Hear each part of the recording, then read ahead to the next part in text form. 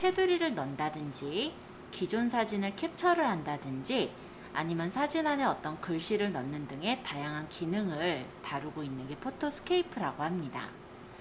그리고 사진의 수평을 살짝 움직여서 픽셀을 뒤틀어주게 되면은 픽셀 값이 틀어지게 돼요. 원래 블로그에다 사진을 올릴 때 똑같은 사진을 계속 올리다 보면은 유사 이미지로 걸려져서 그 이미지가 노출이 되지 않게 되고요. 그런 건이 자주 생기게 되면은 잘못하다가는 이제 유사 문서로도 가는 경우가 있는데, 일단은 픽셀 값이 틀어지게 만약에 올리게 되면은 실제 같은 이미지라고 하더라도 로봇이 봤을 때는 유사 이미지로 생각을 하지 못하겠죠. 그래서 포토스케이프를 이용해서 픽셀 값을 뒤틀기 위해서도 활용을 하고요. 여기 포토스케이프가 일단은 용량이 되게 작아요. 무료 프로그램인데다가 용량이 작기 때문에 포토샵과는 달리 내 컴퓨터의 사양이 그렇게 높지 않을 때도 포토스케이프를 설치해서 바로 활용할 수가 있다는 점에서 좋으실 거예요. 자, 그래서 일단은 포토스케이프를 다운받기 전에 스탁 이미지 몇 개만 조금 받아본 다음에 포토스케이프로 사진 한번 편집을 해볼게요. 자, 저번 시간에 받아놓은 이미지가 있다면 이 이미지를 활용하셔도 되시고요. 혹시 이미지 받았던 게 없거나 좀 더 만들어서 저장을 하고 싶으신 분은 픽사베이나 아니면은 언스플래시에서 이미지를 받아오셔도 돼요. 자, 일단 크롬 창을 열어서 한번 이미지를 받아볼 건데요.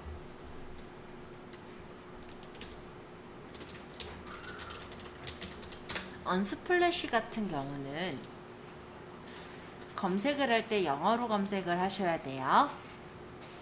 예를 들어서 제가 뭐 컬러라고 적었다고 쳐요. 그럼 컬러에 관련된 이미지들이 보일 거예요. 그럼 이런 이미지 중에 마음에 드는 게 있으면 다운을 받으시면 되는 거죠. 자, 예를 들어 나는 이 이미지가 마음에 든다. 그러면 이런 거를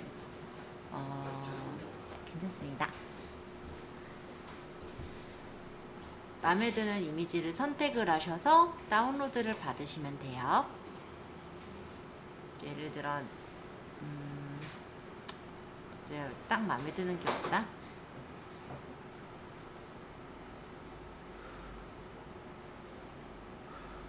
이걸로 해볼까요? 이 이미지가 마음에 든다면 다운로드 프리를 누르셔도 되지만 이거 이제 원본이라서 좀 크기가 커요. 그럼 용량을 좀 생각했을 때는 이 옆에 다운로드 사이즈를 눌러서 미디움 사이즈로 받으시면 적당하실 것 같아요. 왜냐면 SNS에 띄워지는 이미지라고 했을 때는 거의 이제 블로그라든지 아니면 페이스북, 인스타 이런 데 또는 유튜브 이런 데들을 생각을 하시잖아요. 블로그 같은 경우 사진의 사이즈가 크더라도 어느 정도 크게 조절이 돼서 올라가기 때문에 꼭 클 필요는 없으실 것 같고요. 인스타그램이나 페이스북 같은 경우도 거의 모바일로 사진들을 보게 되죠. 그렇기 때문에 그런 경우라고 했을 때도 그렇게 이미지가 클 필요는 없을 거예요. 그래서 용량을 생각했을 때는 저는 오히려 한 1920 사이즈 이 정도로 받으시는 게 좋다라고 말씀드리고 있습니다. 자, 저번에 받았던 거니까 뭐 어렵지 않으실 거고요. 저는 이미지 5번이라는 폴더를 만들었었어요. 여기 따닥 해서 여기다가 저장하시면 쉽게 저장이 돼요. 몇 가에 마음에 드시는 것만 좀 저장해 보세요.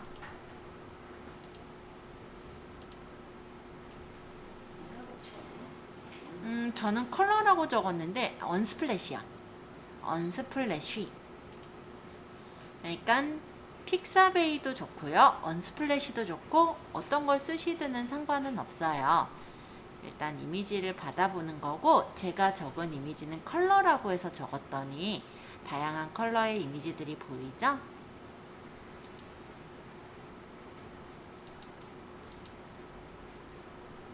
언스플래시는 영어로 쳐야 되는 게 조금 불편하시다면 픽사베이에서 찾으셔도 돼요. 픽사베이라면 크롬 창에다 픽사베이라고 치시면 됩니다.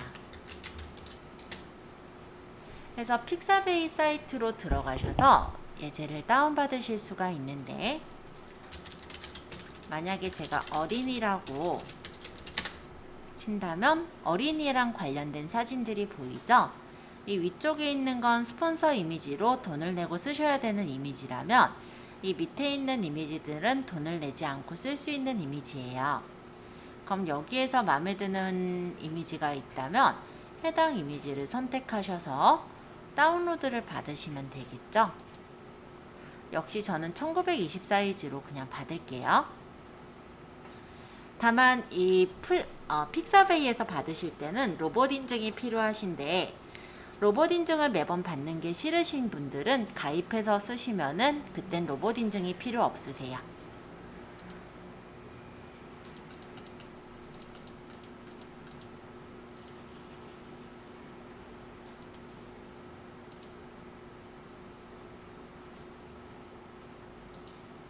자, 이런 식으로 이미지를 조금만 저장해 주세요. 저장하실 시간 한 3분 정도 더 드리고 20분에 저희 이제 포토스케이프를 다운받아 볼 거예요.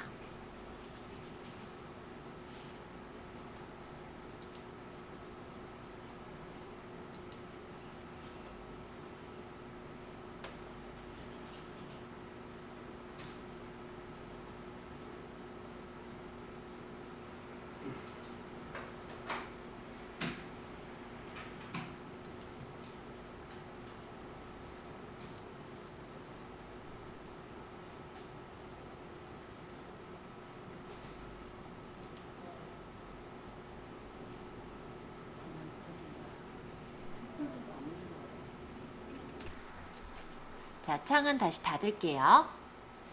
크롬 창을 열어주시고 여기 구글 검색창에 포토스케이프라고 적어주세요. 그러면 첫 번째 포토스케이프 재미있는 사진 편집 프로그램이라는 게 있습니다. 요거를 클릭하시고 여기 첫 번째 포토스케이프 3.7 다운로드 보이죠? 요거를 클릭, 그리고 다운로드 나우라고 적혀 있잖아요. 이 부분을 클릭 하시고 좀 기다리세요. 그러면 이렇게 창이 떠요. 자, 저장을 눌러주시면 이렇게 다운로드가 받아질 거예요. 이 밑에 하단에 exe 파일 보이시죠? 클릭해 주시면 exe 파일이 다 받아진 후엔 이렇게 설치하는 창이 뜹니다. 여기서 얘 눌러서 설치를 할게요. 이 앱이 디바이스를 변경할 수 있도록 허용하시겠어요? 요거는 앱이라는 건 어플리케이션, 즉 프로그램을 말하고요. 디바이스라는 이 컴퓨터를 말해요. 변경할 수 있도록 허용하겠냐? 이거는 뭐냐면 이 컴퓨터에다가 이 프로그램을 설치하겠냐? 이 얘기예요. 지금 설치해야 쓰니까 얘 누르면 되겠죠? 그러면 이렇게 설치창이 나와요. 자, 여기서 설치 버튼을 눌러주시면 설치가 진행이 됩니다. 금방 설치될 거예요.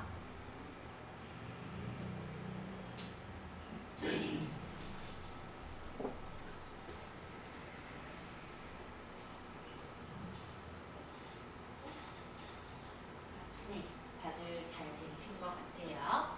그럼 마침을 누르래네요. 마침 눌러볼게요. 그러면 포토스케이프 창이 뜰 거예요. 근데 일단은 창을 좀 닫아볼까요? X. 얘도 X. 자, 포토스케이프가 설치가 되면은 바탕화면에 아마 요런 아이콘이 생겨 있을 겁니다. 포토스케이프. 다음번에는 이제 프로그램을 설치했기 때문에 요 포토스케이프라는 요 버튼만 눌러서 들어가시면 되는 거예요. 화면은 최대화해서 키워서 전체 다 보이게 해볼게요. 자, 요 화면이 떠져 있는지 제가 한 번씩 본 후에 설명 이어서 하겠습니다. 사진 편집이라는 메뉴를 눌러보시면 요런 화면이 떠요. 여기서 이 부분은 이제 탐색기 창이라고 보시면 돼요. 내가 여러 가지 그림들을 저장을 했는데 그 그림이 이 중에 이제 어디 저장했었냐면 아까 바탕화면에 폴더를 만들어 주세요 라고 했잖아요. 바탕화면에 저는 이미지 5번이라는 폴더를 만들었었거든요. 이 부분을 눌렀을 때 내가 다운받았던 이미지들을 이렇게 열어서 확인할 수가 있습니다. 그리고 이 이미지 중에 내가 편집을 하고 싶은 이미지를 클릭을 하신다면 해당 이미지를 이렇게 불러와서 열어볼 수가 있는 거죠. 이 사진의 이름은 요 밑에 적혀 있어요. 뭐 지금 보니까 뭐 크리스 뭐 어쩌고 해가지고 unsplash.jpg 이렇게 적혀 있죠. 얘가 사진 이름이고요. 사진의 사이즈는 요 옆에 있습니다. 제가 가져온 사진은 1920에 1280짜리 사진을 가져왔네요. 지금 그 사진의 용량은 198.8KB 정도 된대요. 그리고 지금 화면에서는 38%로 축소가 된 화면으로 보이고 있다고 합니다. 자, 요건 그냥 그 사진에 대한 정보예요. 뭐 특별하게 뭐 읽을 건 없는데 그런 뜻이다 정도만 얘기를 했고요. 이 밑에 보시면 기본 개체 자르기 도구가 있는데요. 여기서 저는 이제 기본의 액자에서부터 설명을 드릴 차례예요. 자, 기본의 액자는 뭐냐면 이 그림에 액자를 넣고자 할 때 누르는 메뉴입니다. 자, 여기 액자 없음으로 되어 있는 부분을 눌러보시면 여러 가지 모양들이 있어요. 그래서 내가 만약에 그라데이션을 하트 모양으로 넣겠다. 그럼 이런 식의 액자가 들어가기도 하고요. 뭐 그림자를 넣겠다. 또는 뭐 노트 모양으로 만들겠다. 이렇게 여러 가지 액자들이 지금 제공이 되고 있습니다. 그래서 그림을 내가 조금 더 마음에 들게 꾸미고자 할 때 여기 있는 액자라는 걸 활용해 주실 수가 있어요. 그리고 액자가 굉장히 많죠. 이렇게 많은 액자들 중에서 마음에 드시는 액자의 경우는 옆에 보면 별표가 있어요. 즐겨찾기에 추가할 수가 있어서 다음에 내가 이 액자를 활용을 할 때 조금 더 편리하게 찾을 수가 있습니다. 만약에 제가 이걸 즐겨찾기 추가했거든요. 다른 사진 아무거나 열어서 해볼게요. 저장은 안 할 거니까 저는 잠깐 아니요. 만약 이 사진에 좀 전에 설정했던 액자를 추가했던 액자를 바로 부르고 싶다면 여기서 일일이 메뉴를 찾는 게 아니라 여기 즐겨찾기에 넣었던 이미지 중에 켈리 7번을 줘라 이런 식으로 설정하시면 똑같은 형식의 내가 마음에 들어서 선정을 해놓은 액자를 바로 적용을 할 수가 있어요. 자, 어렵진 않죠? 자, 저는 액자를 지금 넣지 않을 것이기 때문에 이전으로 돌리고 싶습니다. 자, 예전으로 돌릴 때는 취소라는 버튼이 오른쪽 하단에 있어요. 이 버튼을 누르셔도 되지만 단축키는 컨트롤 Z. 컨트롤 Z는 어떤 프로그램에서나 실행을 취소할 때 누르는 키예요. 재실행은 취소를 너무 많이 했을 때 다시 원래대로 돌릴 때 재실행이에요. 자, 액자에 대해 한번 쭉 소개를 해보았는데 어렵지는 않으셨죠? 네, 생각보다 저는 액자를 많이 넣진 않기 때문에 액자는 요만큼만 얘기를 할게요. 자, 이번엔 둥근 사진을 설명을 드릴 건데 둥근 사진은 뭐냐면 가장자리를 둥글려서 만드는 사진을 말해요. 얘는 지금 보면은 요 끝에가 좀 잘 안 보일 수 있어서 제가 일부러 좀 잘 보이는 사진으로 바꿔서 설명하겠습니다. 자, 둥근 사진을 눌러보면은 요 가장자리 끝부분이 둥글려지는 거예요. 근데 이 둥글려질 때는 둥글기 값에 따라 다르게 설정이 되는데 제가 이 픽셀 값을 높여 볼게요. 그러면 요 가장자리가 둥글려지는 거 확인되세요? 그리고 여기에 배경 색상을 설정할 수가 있는데요. 이 배경 색깔은 요 바깥쪽의 색깔을 말해요. 그래서 보통은 흰색을 두는데 만약에 내가 다른 배경 색깔을 넣고 싶다면 다른 배경 색깔을 설정해 주실 수도 있습니다. 자, 그 다음 여백인데요. 기본적으로는 모든 여백을 동일하게 지정해라 해서 여백을 주시면 상하좌우 여백을 동일하게 설정을 하실 수가 있어요. 근데 경우에 따라 밑에 여백을 좀 더 많이 만들어서 어떤 뭐 설명글 같은 걸 적고 싶으신 분들도 있으시겠죠? 그럴 때는 아래쪽 여백을 많이 주게 된다면 아래쪽에는 여백이 많고 나머지는 뭐 여백이 별로 없는 그런 형식의 디자인을 제작도 할 수 있어요. 자, 그리고 테두리 선이라는 게 있는데 테두리 선은 요 테두리의 색깔 선을 말해요. 그래서 테두리 두께를 얼마나 줄 것인지, 안 주려면 0에서부터 내가 원하는 두께만큼 줄 수도 있고, 색깔은 내가 어떤 색깔로 줄 것인지 선택을 해서 확인을 하면 바깥쪽에 이렇게 둥글게 가장자리를 굴려서 내가 디자인을 줄 수도 있더라. 이렇게 얘기를 하겠습니다. 자, 저는 다시 원래대로 좀 돌려놓고 여백하고 테두리 선도 마저 설명을 드릴게요. 내가 뭔가를 변형을 했는데 다시 처음으로 돌리고 싶을 때는 취소를 누르셔도 되지만 얘는 이제 전 단계로만 돌아가는 거잖아요. 또 한 번 누르면 또 전 단계. 아예 처음으로 돌릴 땐 원본 사진을 누르면 이렇게 제일 처음으로 돌아와요. 자, 이번엔 여백에 대해서 설명을 드릴 건데 여백은 바깥쪽에 여백을 남기는 거예요. 그래서 배경 색상을 선택하시고 여백을 얼마나 남길 것인지 설정을 해주실 수가 있어요. 만약에 여백을 똑같이 동일하게 주고 싶다면 모든 여백 동일하게 지정을 하면은 이렇게 바깥쪽에 여백이 동일한 여백만큼이 설정이 되기도 하고요. 마음에 들게 됐으면 확인. 이렇게 하면 뭐 여백으로도 간단하게 테두리를 만들 수가 있었죠. 자, 세 번째, 테두리 선에 대해서도 설명할게요. 테두리 선은 사진 안쪽에 테두리를 긋는 거예요. 여백하고 좀 다른 점이라면 여백은 사진은 그대로 두고 바깥쪽에 여백의 선을 둔다면 테두리 선은 사진 안쪽에 테두리 선을 넣는 거다. 이 정도가 다르다고 볼 수 있습니다. 색상은 내가 원하는 색상으로 선택을 하고 두께도 내가 원하는 두께로 설정할 수가 있고요. 여백을 안쪽 여백을 적게 또는 많이 설정해서 내가 원하는 디자인으로 꾸며주시는 게 가능하세요. 그리고 가장자리 둥글기를 할 것인지 아니면 그냥 이렇게 반듯하게 사각형으로 할 것인지 둥글기에 대한 설정도 맞출 수 있고, 종류는 이렇게 실선으로 할 것인지 점선으로 할 것인지 선택도 가능합니다. 또한 투명도라는 옵션이 있는데요. 투명도가 오른쪽으로 쭉 가 있을 때는 불투명한 거예요. 그래서 흰색이 또렷하게 보이지만 난 연하게 투명하게 놓고 싶다면 투명도를 낮춰서 흐리게 넣을 수도 있어요. 자, 그래서 테두리를 설정할 수 있는 둥근 사진, 여백, 테두리 선에 대한 부분까지 설명을 드렸습니다.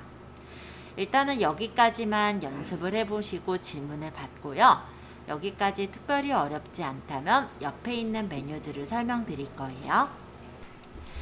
자, 첫 번째, 요거는 이제 세피아 효과라고 하는데요. 우리가 흑백 사진이 좀 분위기 있을 때도 있잖아요. 그러면 세피아 필터의 경우는 약간 갈색 느낌의 흑백 사진을 만드는 거예요. 자, 다시 이전으로 돌아갈 거니까 취소를 누르시거나 컨트롤 Z를 할게요.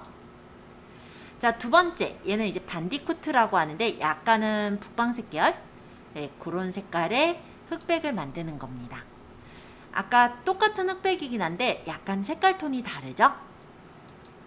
자, 세 번째, 그라데이션, 그레이스케일. 요건 이제 무채화라고 하는데요. 채도가 없는 흰색에서부터 까만색까지의 색깔로 바꾸는 거예요.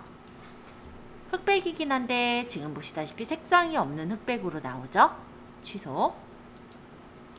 자, 네 번째 거는 흑백, 블랙 앤 화이트인데요. 흰색하고 까만색으로만 표시가 되는 겁니다. 제가 지금 색깔이 그냥 일반 그림이라서 눈에 잘 안 띌 수가 있어서 잠깐 바꿔서 보면 이런 식으로 약간씩 차이가 있어요. 그쵸? 자, 요거는 이제 음영 반전이라고 하는데, 음영 반전은 원래 색깔을 보색으로 바꿔버리는 거예요. 거의 누를 일이 많진 않을 겁니다만 요런 기능이 있어요.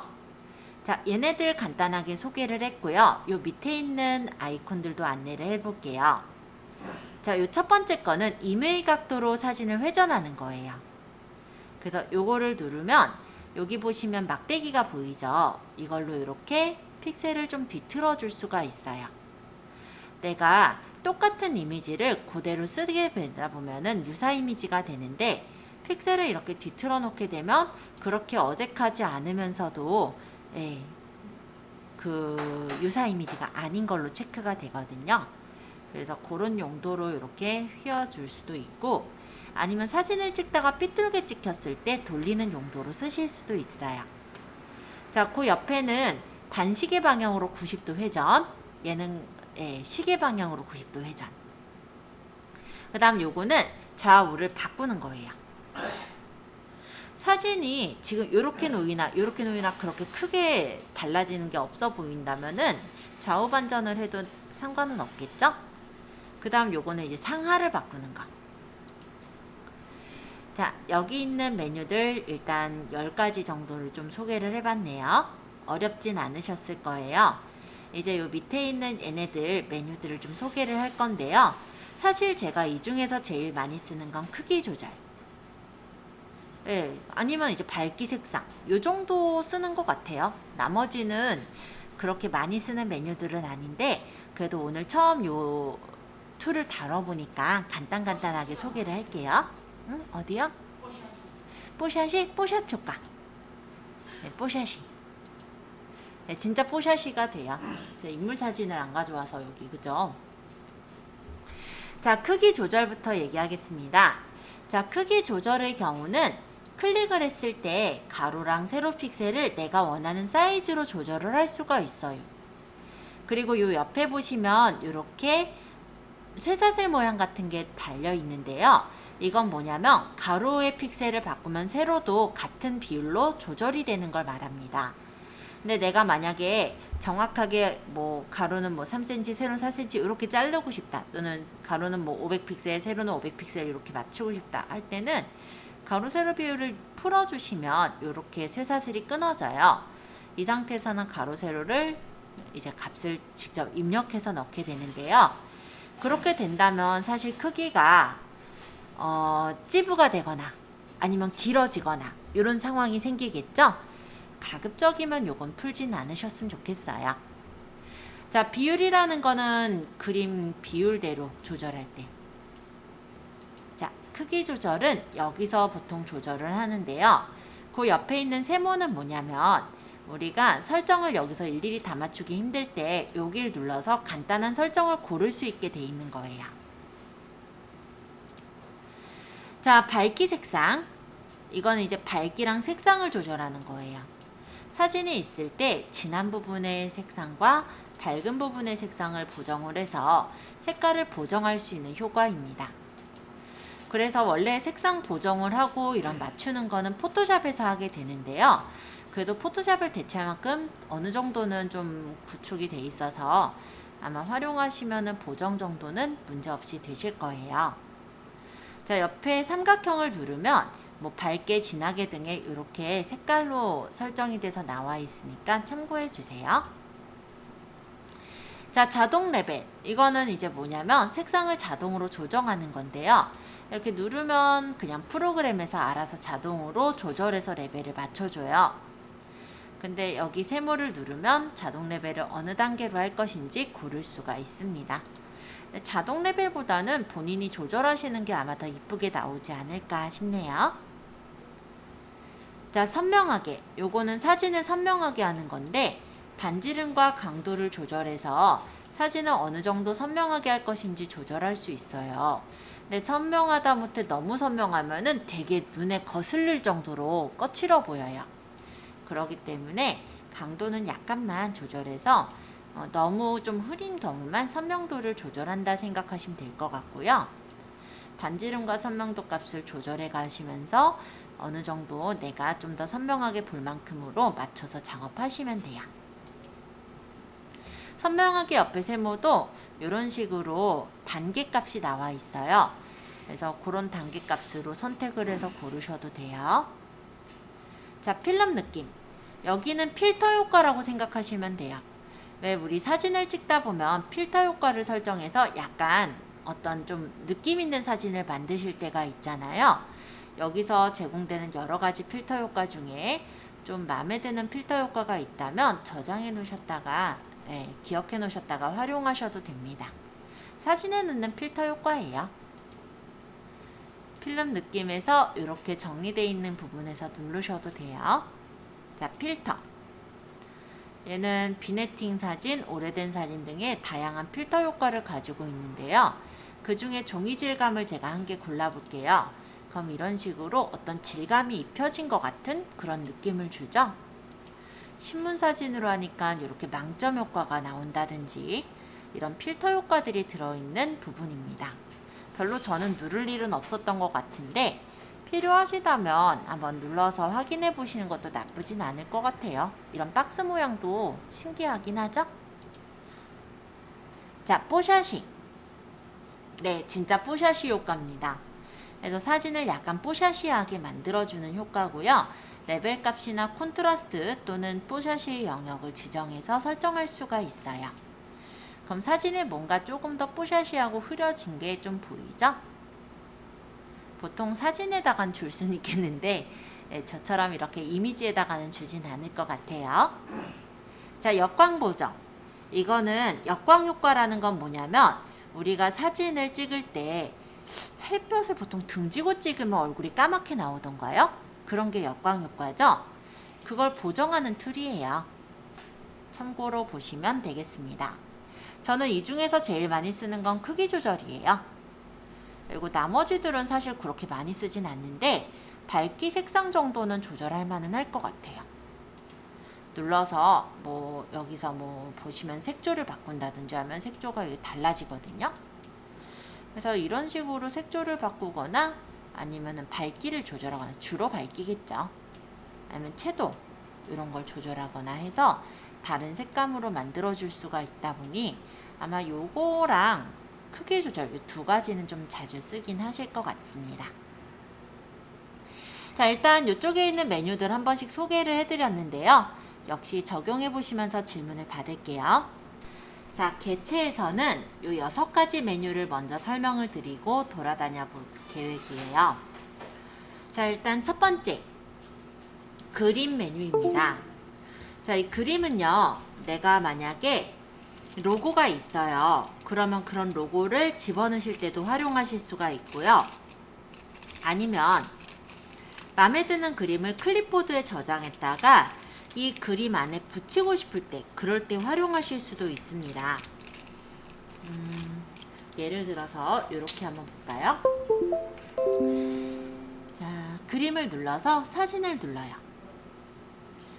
지금 로고가 딱히 마땅히 없으니까 제가 일단은 저희 학원에 있는 로고로 일단은 한번 가져와 볼게요.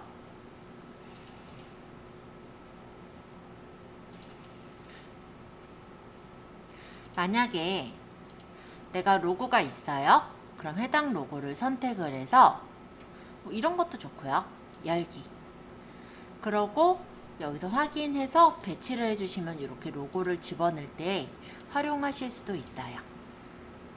또는 이 사진 안에 사진을 넣는 거니까 사진을 눌러서 내가 원하는 사진이 있다면 그런 사진을 넣으셔도 되죠. 예를 들어서 이건 좀 제가 좀 작게 만들어서 크진 않을 건데요. 이런 이미지를 열기를 해서 넣었다고 쳐볼게요.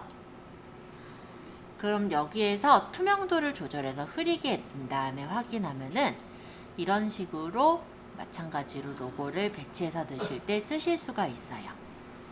단 로고는 먼저 만들어져 있어야 되겠죠, 그쵸? 자, 로고 대신에 지금 다른 우리가 가져왔던 사진으로 넣어볼 건데 마찬가지로 그림에서 사진을 들어가는 거예요. 그러면 바탕화면에 제가 이미지 5번이라는 이름의 폴더를 만들었었고 여기 만약에 이게 로고다 라고 한다면 요거 선택해서 열기해서 이렇게 집어넣으실 수도 있더라. 그럼 혹시 얘가 너무 크면 요 가장자리 보면은 요런 흰색 사각형 보이죠? 이 사각형이 크기 조절 버튼인데 끌어서 내가 원하는 크기로 조절을 한 다음에 배치를 해주시면 돼요. 자, 아이콘에 대해 좀 소개를 해볼 건데요. 요 옆에 있는 거는 플러스, 그러니까 요 모양을 하나 더 복제해서 놓고 싶을 때. 요 옆에 있는 건 X점, 얘는 이거 없애고 싶을 때. 이 개체, 여기 있는 사진을 선택을 하면 요 가장자리에 흰색 사각형들 보여요. 얘는 크기 조절. 안쪽에 있는 요 사각형은 가로나 세로로 조절하는 거라면, 이 대각선 쪽에 있는 좀 커다란 사각형은 한꺼번에 비율을 똑같이 조절할 때. 그리고 이 위쪽에 있는 요 표시 있죠? 화살표 표시는 회전이에요. 그래서 내가 마음에 드는 정도로 맞춰서 설정할 수가 있더라. 자, 이번에는 요 두 번째 아이콘을 설명해 볼게요. 이 그림의 경우는 나한테 사진이 있어요. 그 사진을 가져다 이용을 할 때 그림을 쓴다면, 이미지 요 아이콘의 경우는 선택하셔서 해당 아이콘을 고르시는 거예요. 이 포토스케이프에는 다양한 이모티콘 모양들이 있거든요. 그래서 만화, 얼굴, 분장, 하트 등의 다양한 이모티콘이 있는데, 그 중에서 마음에 드는 이모티콘을 선택을 해서, 마음에 드는 모양을 선택을 해서 확인을 하시면 이렇게 가져올 수가 있습니다. 그래서 저는 메모지 사이즈를 한 이 정도 늘리고, 다시 아이콘에서 이번엔 앞정을 고를게요. 요거 좀 눈에 안 띄니까 요 앞정으로 할까요? 크기를 조절해서 회전을 해서 여기 마치 박혀져 있는 것처럼 약간 삐뚤게 놓을게요.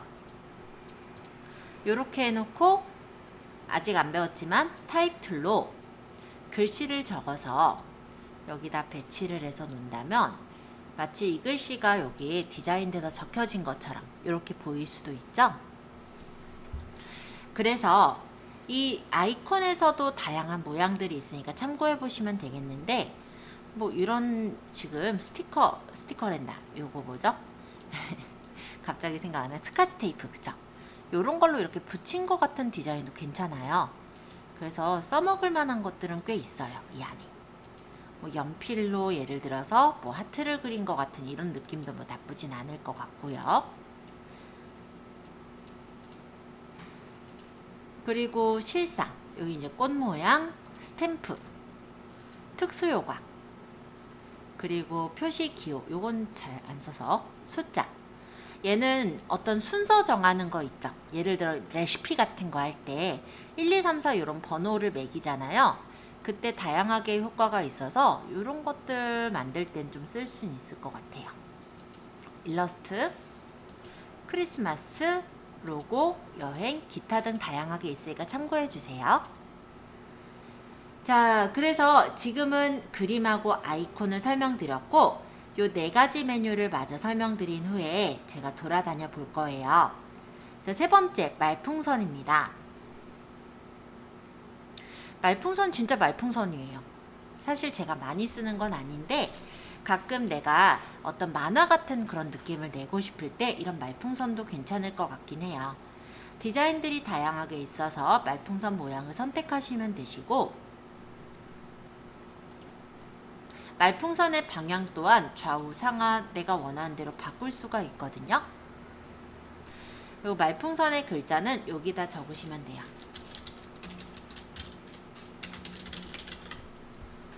그러고 글씨체, 여기 글씨 크기, 얘가 글자 색상, 얘가 진하게, 얘가 기울임, 얘가 뭐 밑줄. 한글이라든지 프로그램 다뤄보신 분들은 얼추 알겠죠. 보면 얘가 왼쪽 정렬, 얘가 가운데, 얘가 오른쪽 정렬. 이게 투명도, 글자 투명도, 세로 쓰기는 세로로 적히기도 하고요. 사실 제가 많이 쓰지는 않아요. 근데 가끔 의인화를 하고 싶거나 할 때, 말풍선을 달고 싶을 때 쓰시면 괜찮을 것 같아요. 요 정도로만 얘기할게요. 자, 네 번째. 사실 제가 제일 많이 쓰는 메뉴는 요 글이에요.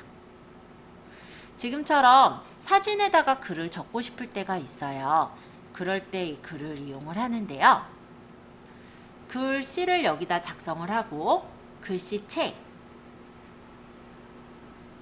컴퓨터에 있는 글자체들이 나와요.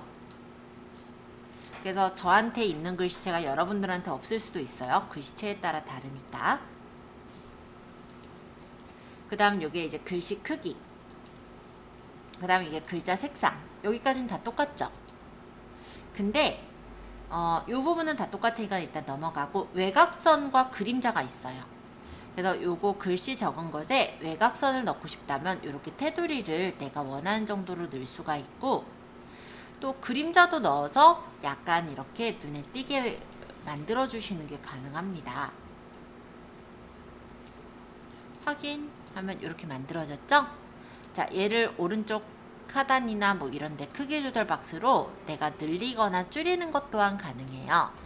그래서 조절하시는 것도 충분히 가능하기 때문에 저는 이 글자는 좀 많이 활용하는 것 같아요. 물론 포토샵에서도 이러한 효과를 낼 수는 있는데요. 포토샵은 비용이 비싸잖아요. 그죠? 그리고 설치가 되려면은 일단은 컴퓨터 자체가 용량이 조금 좋긴 해야 돼요. 그러니까는 예를 들어 뭐 i3라든지 이런 어느 정도가 돌아가야 되지, 사무용 컴퓨터에서는 포토샵을 다루기가 조금 힘들거든요.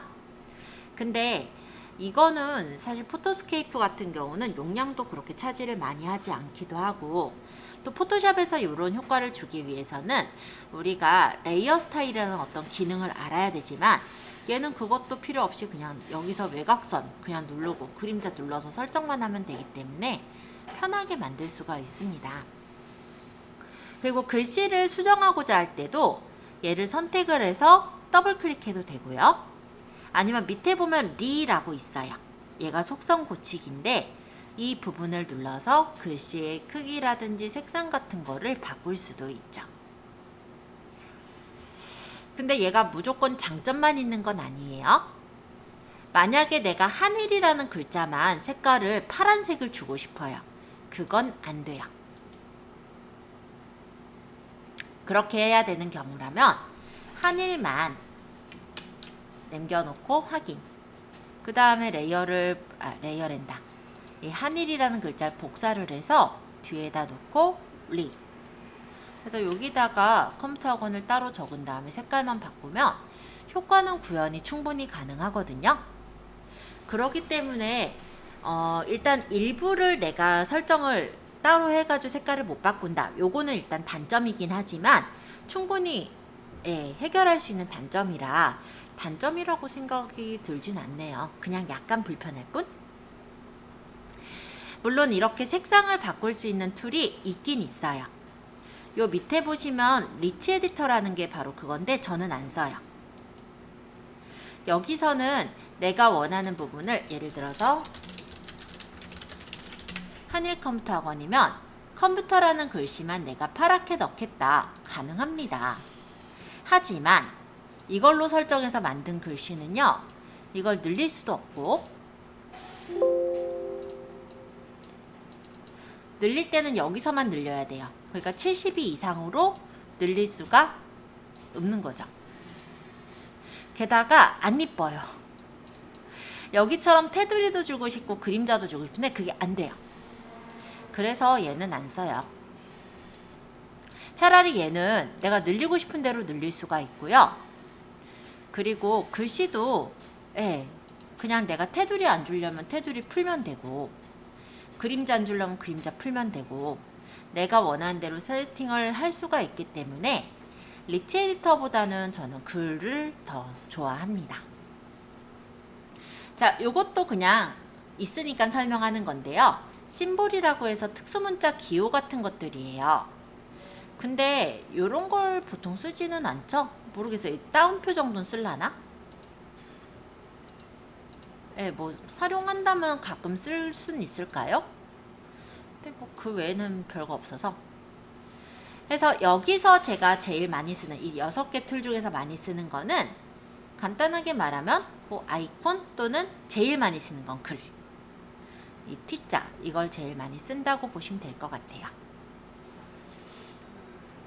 자, 일단 여기는 6가지 먼저 설명을 드렸고요. 요거 한 번씩 연습해 보시면 제가 이쪽에 있는 도형과 여기 있는 메뉴들에 대해서도 설명을 드려보도록 할게요. 지금 8시 14분이니까 한 3분 정도 연습해보고 나머지 부분도 설명해 보겠습니다. 자, 첫 번째, 요거는 선이라고 해요. 선은 그냥 선을 그리는 건데요. 얘가 선 색깔이에요. 선 색깔을 내가 원하는 색을 고를 수도 있고, 옆에 스포이드 보이시죠? 스포이드로 내가 원하는 색깔을 찍어서 선 색깔을 선택할 수도 있어요. 그리고 투명도는 선의 그 불투명한 정도, 그 다음 선의 모양, 선 굵기 조절이 가능합니다. 한번 요 한일 컴퓨터관에 밑줄을 그어 볼 건데 삐뚤빼뚤 이쁘지 않게 그려지죠, 그쵸? 자, 만약에 제가 컨트롤 Z 눌렀어요. 선을 밑줄을 똑바르게 긋고 싶다면 Shift를 누르시면서 그으면 똑바르게 그려져요.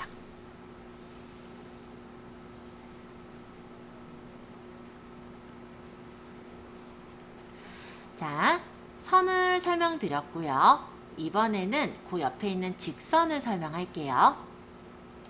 선과 직선과 어떤 차이가 있느냐 싶겠지만 이 직선의 경우는 시작점과 끝점에 이 화살표 모양을 넣을 수가 있어요.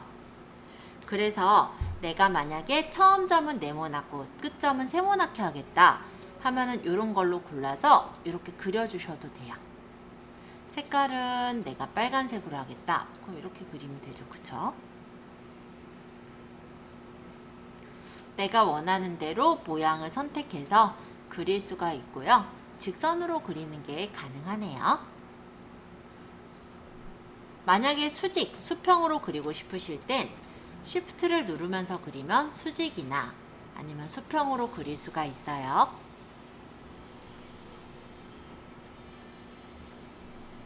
자, 세 번째, 사각형입니다. 사각형을 그리는 거예요. 어렵지 않죠? 그냥 그리면 돼요. 여기는 이제 선 색이고요. 선 모양, 선 굵기입니다. 근데 여기도 사각형이 있고 여기도 사각형이 있죠? 두 가지가 차이점은 얘는 선사각형이라면 얘는 면사각형이에요. 그래서 사각형을 그릴 때 왼쪽 상단에서 오른쪽 하단으로 끈다는 느낌으로 그려주시면 굉장히 간단히 사각형을 그릴 수 있어요. 면사각형도 그려볼게요. 근데 또 이런 경우가 있죠. 내가 사각형을 그렸는데 이 사각형을 똑같은 사이즈로 하나 더 그리고 싶다. 그러면 요 밑에 보시면 요 까만색 화살표는 개체 선택이에요. 아까처럼 플러스 마이너스 그리고 화살표가 나옵니다. 그럼 플러스를 누르면 복사가 되니까 똑같은 사이즈의 사각형을 여러 개 그리는 게 가능하겠네요. 그리고 이 사각형을 내가 만약에 선사각형으로 만들고 싶다라고 한다면 리를 한번 눌러볼까요? 리를 누르면 면을 풀면 선이 돼요. 면을 다시 누르면 면이 돼요. 얘도 선사각형을 내가 처음에 그렸더라도 리를 눌러서 면과 선을 바꿔주는 것도 가능합니다. 자, 요거는 둥근 사각형. 가장자리가 둥글려진 사각형이에요. 여기 보시면은 둥글기라는 값이 있는데 내가 둥글기를 만약에 15로 놓고 둥글려 본다면 아까보다 많이 둥글려진 사각형이 나오겠죠? 다시 개체 선택을 해서 이 사각형을 리를 누르면 둥글기 값을 내가 원하는 대로 조절을 해서 설정할 수가 있어요. 어렵지 않죠? 자, 이거는 원을 그릴 수가 있는데요. 원을 그릴 때 Shift를 누르면서 그리면 정원으로 그려집니다. 사각형도 마찬가지예요. Shift를 누르면서 그리면 정사각형 또는 정원으로 그려지는 거예요. 그 다음 요거는 다각형이라고 하는데 내가 원하는 각형을 고를 수 있어요. 예를 들어 나는 팔각형으로 그리겠다 라고 한다면 팔각형을 선택해 놓고 그리시면 팔각형이 그려져요. 마찬가지로 Shift 누르면서 그리면 팔각형으로 그려집니다. 얘도 선과 면만 다를 뿐이니까 그냥 생략할게요. 옆에 이제 별 모양 설명할 건데 별 모양을 선택을 하면 여러 가지 별들이 있어요. 내가 원하는 각형의 별을 선택하고 끌면은 이런 식으로 별 모양을 그릴 수가 있어요. 그러면 예를 들어 면사각형에서 면별로 이 십각형으로 별을 하나 그리고 개체 선택을 해서 얘를 복사를 한 다음에 리에서 면을 풀어서 색깔을 흰색으로 또는 노란색으로 둔다면은 이렇게 약간만 사이즈를 줄여도 예쁜 어떤 별 모양을 만들 수도 있죠. 이동은 마우스로 이동할 수도 있지만 방향키로도 이동이 가능하니까 약간 세부적으로 맞출 땐 방향키를 이용하셔도 돼요. 그냥 디자인이라 보시면 돼요. 자, 일단 이쪽에 있는 메뉴들만 조금 더 설명드린 후에 제가 돌아다니면서 또 한번 볼 건데요. 자, 일단 여기 그려놓은 요 선을 없애고 싶어요. 그러면 요 사각형이란다. 요 까만색 화살표 있죠? 이 개체 선택을 눌러놓고 해당 없애고 싶은 부분을 찍어주시면 이렇게 선택이 됩니다. 그러면 간단하게는 딜리트를 누르셔도 되고요. X를 누르셔도 되고 쓰레기통을 눌러도 삭제가 돼요. 내가 만약 이렇게 선택을 하는데 얘가 잘 선택이 안 된다. 그러면 바깥쪽에서 이렇게 끌어보세요. 그럼 쉽게 선택이 됩니다. 제거 가능해요. 자, 요거는 뭐냐? 복사예요. 얘랑 똑같은 거예요. 요 X는 얘랑 똑같은 거예요. 그리고 요 도형이 만약 이렇게 있다면 지금 보면은 메모지보다 이 도형이 앞으로 나와 있죠? 만약 이 도형을 메모지보다 뒤쪽으로 가게 하겠다라고 했을 때는 뒤로를 누르시면 개체가 이렇게 뒤로 가고요. 만약에 이 도형을 선택해서 다시 앞으로 꺼내고 싶을 때는 앞으로를 누르면 이렇게 도형이 앞으로 와요. 어느 부분 이렇게 강조할 때 쓰면 괜찮겠죠? 만약에 이게 이제 하나의 그림이었으면 좋겠다 할 때가 있을 거예요. 지금 너무 번잡하니까 몇 개를 지울게요.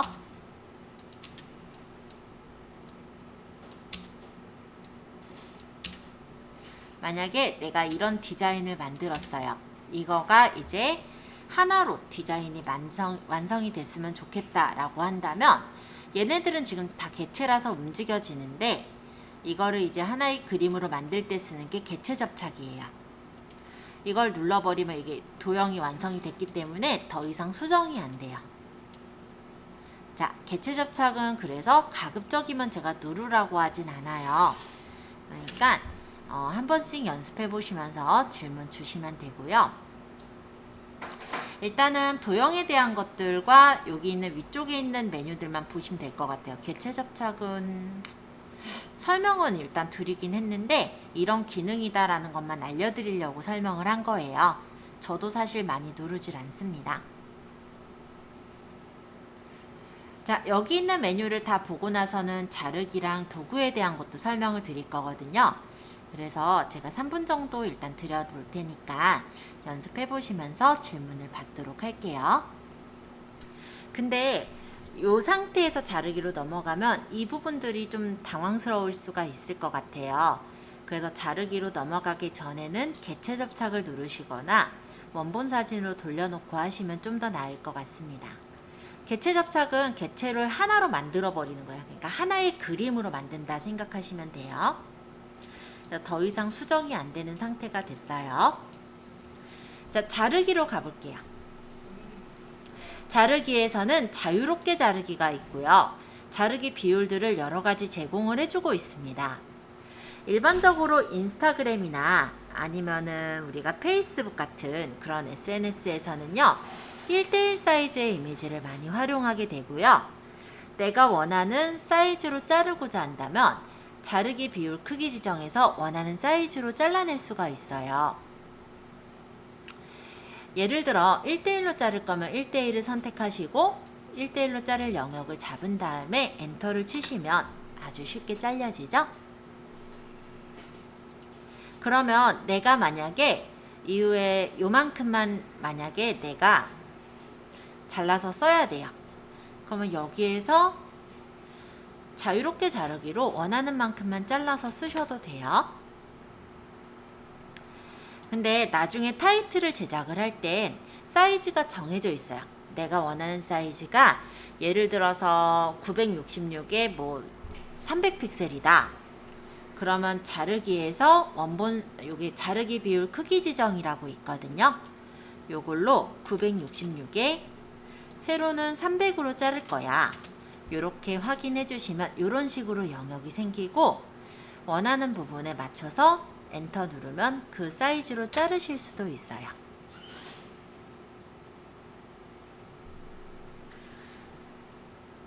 자, 어렵진 않죠. 그래서 자르기는 내가 원하는 자르기 크기 비율을 지정해서 자를 수가 있는데요. 한 가지 좀 특이한 점 아니면 되게 좋은 점이라고 한다면 저는 요 1대1이면서 원형 자르기가 좀 마음에 들긴 하더라고요. 원형 자르기는 1대1로 잘라내기는 하는데 이거를 이제 나머지 부분을 원형으로 이렇게 채워 넣는 거예요. 그래서 간단하게 원형으로 잘릴 땐 되게 깔끔하게 잘려서 괜찮은 것 같다라는 생각. 네, 꼭 써야 된다는 아니고요. 이런 기능도 있더라 정도로 얘기할게요. 저는 요 포토스케이프에서 자르기 기능도 굉장히 많이 쓰고 있어요. 자, 자르기 아마 금방 보실 거니까 연습해 보시고 질문 받을게요. 한 2분 정도면 다 보실 것 같아요. 그 다음 이제 도구로 넘어갈 겁니다. 사실 제가 제일 안 쓰는 툴이 도구 툴이긴 한데 몇 가지는 좀 쓰실 만한 게 있어요. 자, 도구. 자, 여기서 빨간 눈 보정. 이건 이제 정목 현상을 말하는데요. 정목 현상이라는 게 뭐냐면 우리가 사진을 찍다 보면 렌즈에 사진 그 수정체가 약간 비춰지면서 빨갛게 찍히는 현상이 있어요. 그런 걸 정목 현상이라고 하는데 선택하고 범위를 잡으면 빨간색 영역이 이렇게 색깔이 없어지죠. 자, 점 잡티 제거. 이거는 뭐냐면 약간 잡티가 있는 부분을 없애는 툴이에요. 선택하시고 잡티 부분을 이렇게 해보면 이렇게 사라지죠. 그래서 내가 점이 있거나 잡티가 있는 부분을 이렇게 없애주실 수가 있는데 몇 번 이렇게 선택해서 없애야 되는 경우가 있고 바로 없어지는 경우가 있고 좀 다르기는 합니다. 사실 더 깔끔하게 없애려면 포토샵에서 없애는 게 좋긴 하지만 포토샵의 대용 기능으로 보시면 될 것 같아요. 자, 세 번째, 이 모자이크는 좀 쓰실 수는 있을 것 같아요. 개인정보를 좀 보호하실 때 모자이크 처리를 하는 경우가 있죠. 이 모자이크는 약, 중, 강이 있는데요. 그거는 픽셀 크기라고 보시면 돼요. 사각형 크기를 약하게 할 거냐, 중하게 할 거냐, 크게 할 거냐 이런 뜻이고 여기서 흐트림도 저는 괜찮다고 보여요. 이렇게 범위 잡으면 이 부분이 이렇게 흐트려져서 안 보이게 가리는 역할을 하거든요. 왜 개인정보를 가릴 때 쓰실 수가 있겠죠. 예를 들어서 내가 어떤 계약서 또는 뭐가 있을까? 주민등록증 같은 거 찍어서 보내야 될 때가 있잖아요. 그럴 때 보면 뒷번호를 가리시죠. 어떻게 가릴까 고민하지 말고 이제 포토스케이프를 여셔서 가리시면 됩니다. 뭐 간단히는 개체해서 사각형으로 채워도 될 테고 아니면 여기서 모자이크 처리를 해버려도 될 테고요. 자, 페인트 브러쉬. 여기서는 색깔을 선택할 수가 있어요. 그래서 내가 원하는 색깔이 만약 이런 색깔이다 하면은 이런 색깔로 선택을 하신 후에 페인트 브러쉬로 색깔을 칠하는 거예요. 그래서 어느 부분을 내가 없애고 싶거나 좀 정리하고 싶을 때 브러쉬로 칠해서 채울 수가 있습니다. 브러쉬의 크기는 여기 작게 크게 점점 골라주시면 되고요. 브러쉬 모양에 따라서 보시면은 아마 어렵지 않게 확인 가능하실 것 같아요. 자, 그 다음 복제 도장 툴. 요거는 내가 만약에 여기 있는 마우스를 복제를 할 거면 찍어요. 그 다음 여기다가 복제를 하시면 돼요. 물론 포토샵에 더 기능이 더 깔끔하긴 한데 포토샵도 쓰고 하시는 분한테 물어보니까 자긴 이게 더 편하다고 하더라고요. 근데 다 호불호는 있는 것 같아요. 저는 포토샵이 더 편하거든요. 네, 어쨌든 복제 도장 툴은 모양을 복제하는 거예요. 이렇게 아마 직관적으로 어디가 복제되는지가 보여서 좋은 것 같아요. 이런 식으로. 자, 효과 브러쉬. 이거는 아까 여기 필터 있었잖아요. 이쪽에 보시면 필터가 아니라 여기 필터, 여기. 요 기능이 브러쉬 안에 들어있는 거예요. 그래서 흐트림 같은 경우도 이렇게 그냥 내가 문질러서 흐트릴 수가 있고요. 뭐 아니면 크리스탈 효과를 내준다든지 이런 효과를 줄 때 효과 브러쉬를 쓰기도 합니다. 그제요? 제가 여기서 쓸 수 있는 좀 쓸만한 툴이라고 한다면 모자이크 정도? 근데 개인마다 조금씩은 다른 것 같아요. 아까 얘기했듯이 저 도장 툴은 여기선 잘 안 쓰고 포토샵에서 쓰는데 제 친구는 오히려 여기서 도장 툴 쓰는 게 편리하다고 하거든요. 개인마다 그건 다른 부분이라. 자, 연습해 보시고 질문 받을게요. 여기도 그렇게 시간이 많이 걸릴 것 같진 않아서 2분 정도 연습 시간 드리고요. 이따가는 일괄 편집, 페이지 이어붙이기 좀 더 설명해 보도록 하겠습니다. 자, 두 번째 일괄 편집으로 넘어가 볼게요. 자, 일괄 편집이라는 건 뭐냐면 내가 사진들을 일괄적으로 똑같은 크기로 맞추고 싶다든지 아니면 똑같이 어떤 로고를 박아 넣고 싶다든지 할 때 일괄 편집을 쓸 수가 있으세요. 자, 일단 여기 포토스케이프의 요 탐색창에서 이미지 5번 저는 요 폴더로 가져올게요. 그 다음에 여기다가 내가 수정하고자 하는 사진들을 선택을 해서 넣으세요. 뭐 이렇게다 라고 하면 얘를 끌어다가 넣으면 돼요. 이 사진들에 액자를 똑같이 넣고 싶다든지 아니면 사진의 사이즈가 내가 정확하게 500에 500 픽셀을 써야 된다 라고 한다면 여기서 느리기를 해서 가로를 500, 세로를 500 이런 식으로 모든 사진, 내가 가져온 사진의 사이즈를 동일하게 맞출 수가 있어요.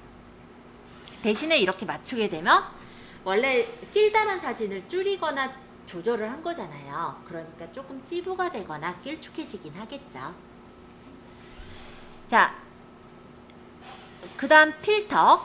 필터에서는 뭐 세피아를 준다든지 뭐 똑같이 효과를 설정할 때 이용할 수가 있고, 개체에서는 사진이나 글을 이용해서 집어넣을 수가 있어요. 예를 들어 사진을 리를 눌러서 여기 사진이 뭐가 들어있었나 보다. 사진으로 가서 제가 만약에 한일 로고를 넣는다고 쳐볼게요. 예를 들면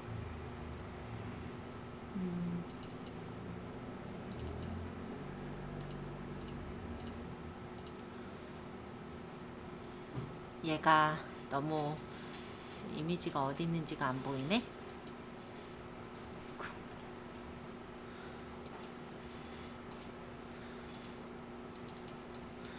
요걸로 넣자. 지금 안 보여가지고 요거를 사이즈를 조절해서 배치를 하고, 만약에 리를 눌러서 투명도를 조금 준다든지 이렇게 설정을 해 놓게 되면요, 이 모든 사진에 다 똑같이 해당 위치에 똑같이 이렇게 로고가 들어가게 돼요. 아까 사진 편집에서도 이렇게 사진을 넣을 수는 있었지만 일일이 넣으려면 힘들잖아요. 그러면 내가 갖고 있는 사진에 똑같이 워터마크를 넣고 싶다든지, 뭔가 사이즈를 똑같이 맞추고 싶다든지 일괄적으로 조절할 때는 일괄 편집에서 하실 수가 있어요. 지금 요거 사진은 제가 그냥 로고 사진을 넣어서 보여드린 건데 아무 사진이나 넣어서 사이즈 조절해 보셔도 됩니다. 그리고 만약 이걸 다 만들었다면 모든 사진을 저장을 하면은 내가 저장해 놓은 이미지 폴더 안에 아웃풋이라는 폴더를 만들어서 그 안에 저장을 해주는 거예요. 한번 볼까요? 아까 이미지 5 안에 아웃풋이란 폴더가 생겼고, 이 안에 보시면 제가 로고 넣은 그 이미지들이 사이즈도 제가 다 변경한 그 사이즈대로 저장이 됐죠. 그래서 내가 원하는 사이즈대로 로고를 넣어서 뭐 일괄적으로 저장을 하고 싶다 이럴 때는 일괄 편집이 편해요. 자, 일괄 편집이 어떤 기능을 하는지 간단하게 보여드렸고요. 그 다음에 페이지라는 기능을 좀 더 소개해 볼게요. 자, 페이지에서는 일단은 가로 세로 사이즈를 설정을 해요. 나중에 제가 활용할 사이즈가 966에 600픽셀로 작업을 할 거라서 저는 일단 그 사이즈를 줘볼게요.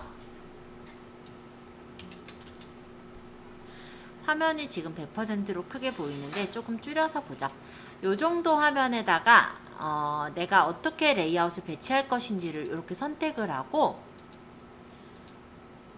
사진은 여기 포토스케이프에 탐색창에서 고른 다음에 끌어다 두세요.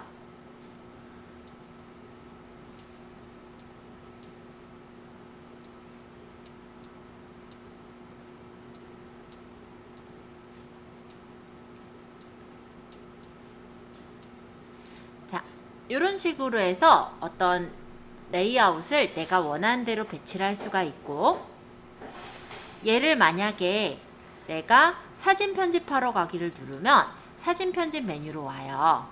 그래서 여기다가 뭐 간단하게 글씨를 적어서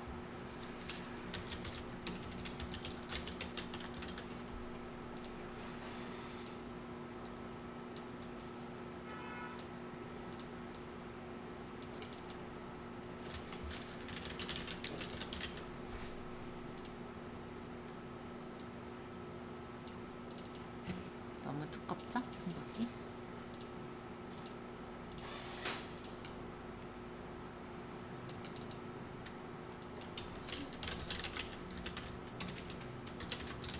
글씨 조금 줄일 걸 그랬어요. 그죠? 한 30 정도로 맞출게요. 좀 더 컸어도 되긴 했겠다.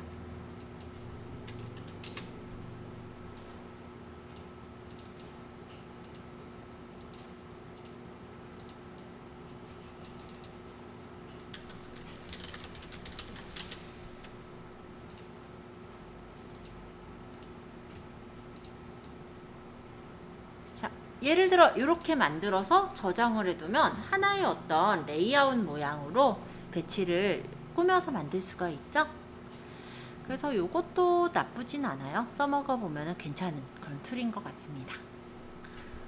자, 페이지 설명 드렸고요. 이제 이어붙이기로 가볼게요. 이거 저장 한번 해서 보여드릴까요? 다른 이름으로 저장. 자, 이미지 5에 그냥 저장해 볼게요. 페이지. 그러면 아까 이미지 5라는 폴더에 요게 지금 아까 저장한 거죠. 그러니까 레이아웃을 사진들을 합성을 해서 이렇게 제작하는 게 가능하다라는 거예요. 그래서 내가 디자인할 때 이런 식으로 어떤 레이아웃이 된 디자인이 필요하시면 페이지에서 만들면 되는 거죠.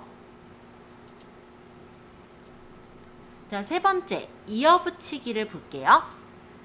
이어붙이기는 보통 레시피 같은 거 만들 때 괜찮을 것 같긴 해요.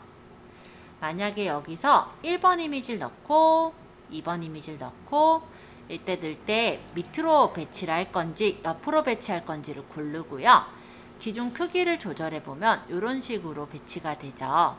이건 이제 밑으로 배치되는 거, 요건 옆으로 배치되는 거, 요건 이제 바둑판으로 배치되는 거예요. 3번, 4번, 5번, 6번, 뭐 7번, 뭐 8번이라고 쳐볼까요, 요거를? 자, 이런 식으로 끌어다가 넣으면은 이런 식으로 모양이 만들어지고요. 이 사이는 여백 요 사진 간격을 조절해서 어느 정도 띄울 것인지 설정해 줄 수가 있습니다. 만약에 이렇게 만들어서 얘가 만드는 내가 예를 들어서 리본을 만드는 순서라고 쳐요. 아니면 선물을 포장하는 법, 이런 것들을 설명할 때 일일이 사진들을 찍겠죠. 뭐 1번 사진, 2번 사진, 3번 사진. 그러고 얘네들을 그냥 옆으로만 끌어다 놓으면 얘가 이렇게 알아서 배치를 해줘요. 얘를 사진 편집하러 가서 아까 전에 여기 보시면 숫자 있었잖아요. 예를 들어 1번, 2번,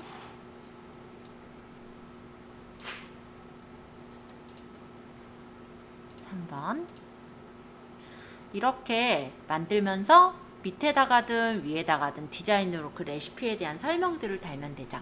뭐 예를 들어 1번 뚜껑을 연다, 2번 뭐 뚜껑을 딴다, 뭐 3번 먹을 걸 먹는다 등등의 죄송해요. 제가 먹을 걸 좋아하다 보니까 말이 그렇게 나왔네. 자, 어쨌든 그런 형식으로 내가 어떤 만화 같은 거, 웹툰이라든지 이런 걸 만든다라고 할 때도 배치가 가능하니까 참고해 보시면 좋을 것 같습니다. 자, 마지막 GIF 애니메이션인데요. 여기서는 제가 이미지 5번을 한번 넣어볼게요. 1번 사진, 2번 사진, 3번 사진, 4번 사진, 5번 사진, 6번 사진. 사진을 집어넣으면은 그 사진이 이렇게 전환되는 애니메이션이 만들어져요.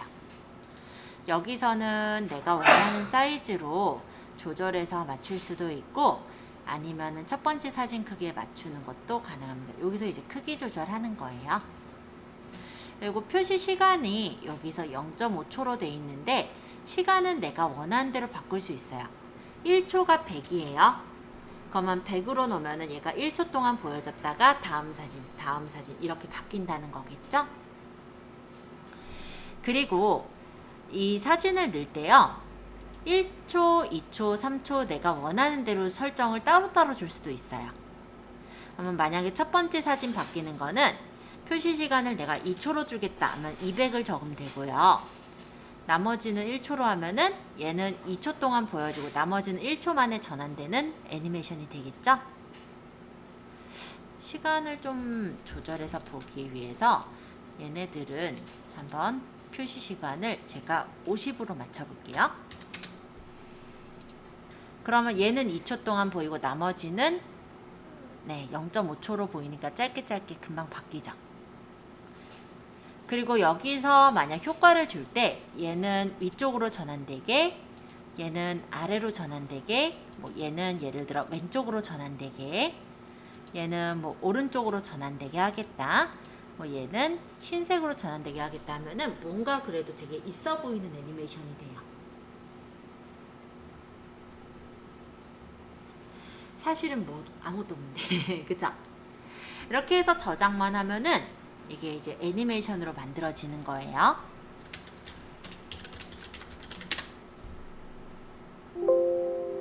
한번 보러 가볼까요? 자, 아까 애니메이션 준 거 요거죠.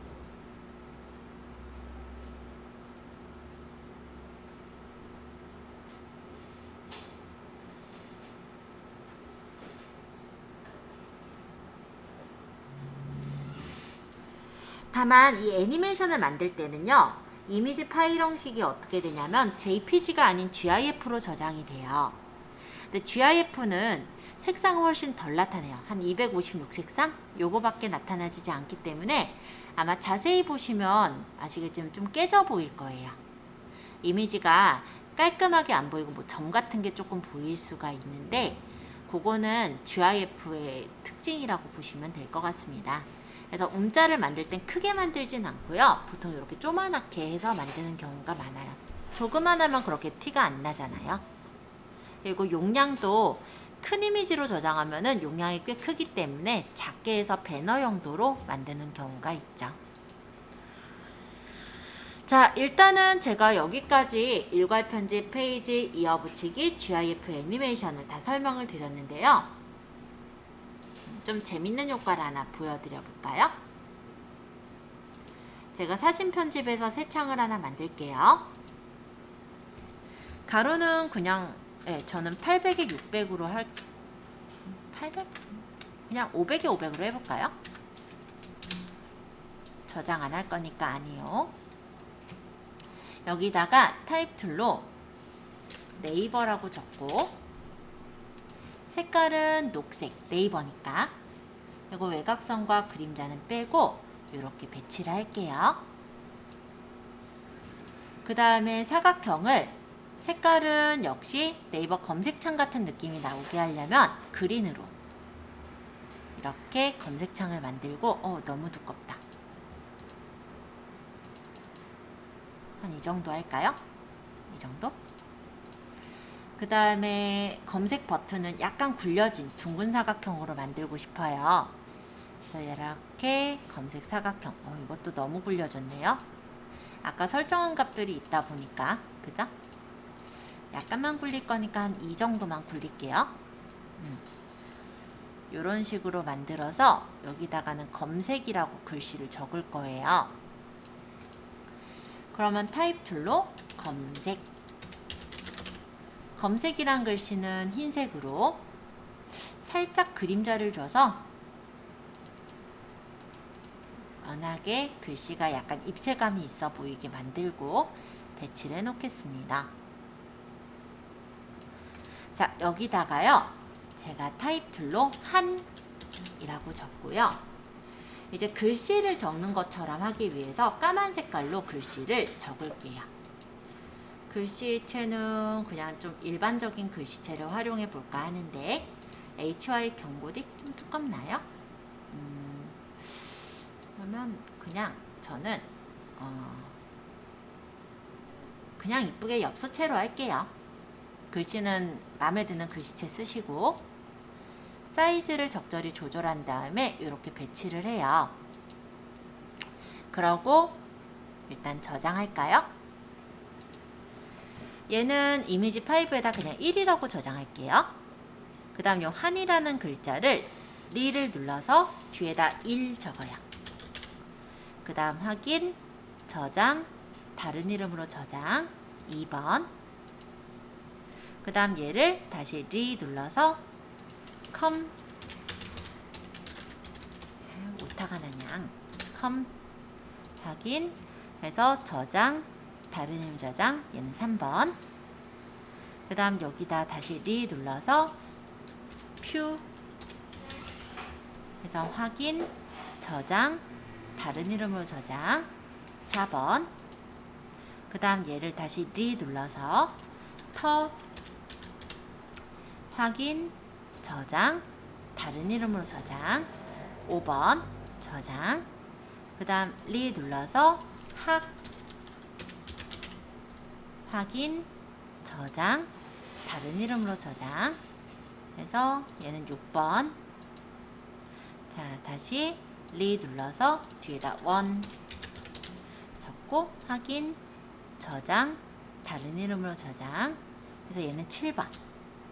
아니면 아예 한자 없는 거부터 해가지고 0번을 만들어도 되긴 하겠다. 그쵸? 얘는 0번으로 할게요. 자, 이런 식으로 만들고 GIF 애니메이션에 가서 지금 이미지 5번을 잠깐만 제가 F5번 눌러서 새로 고침할게요. 0번서부터 7번까지를 집어넣는다면 잠깐만요. 얘네 다 지우고 일단 0번서부터 7번까지 지금 만든 애니메이션이죠? 이렇게 집어넣으면은 이런 식으로 한일 컴퓨터 학원이 딱딱딱딱 찍히는 그런 애니메이션을 만들 수도 있어요.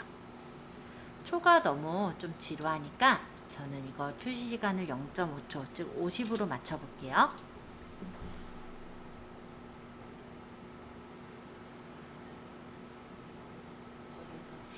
만약에 이 원자를 이게 다 글씨가 적힌 다음에 좀 오랫동안 버티게 하고 싶다. 그럼 맨 끝에 있는 것만 표시 시간을 예를 들어 뭐 200으로 바꾸면 2초간 버티는 거니까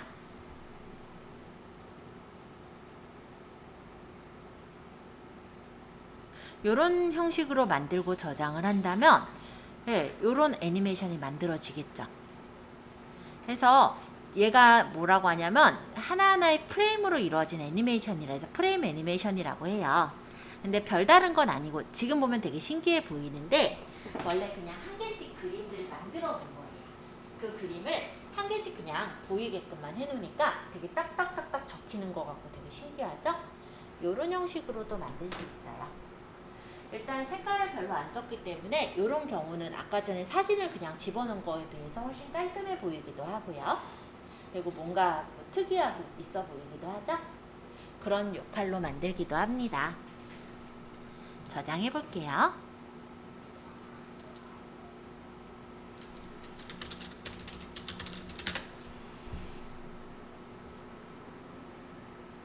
보통 GIF는 작게 만드는데 제가 500에 500으로 했다 보니까 좀 크게 저장을 했어요. 자, 요거를 제가 웹사이트에서 한번 봐볼게요.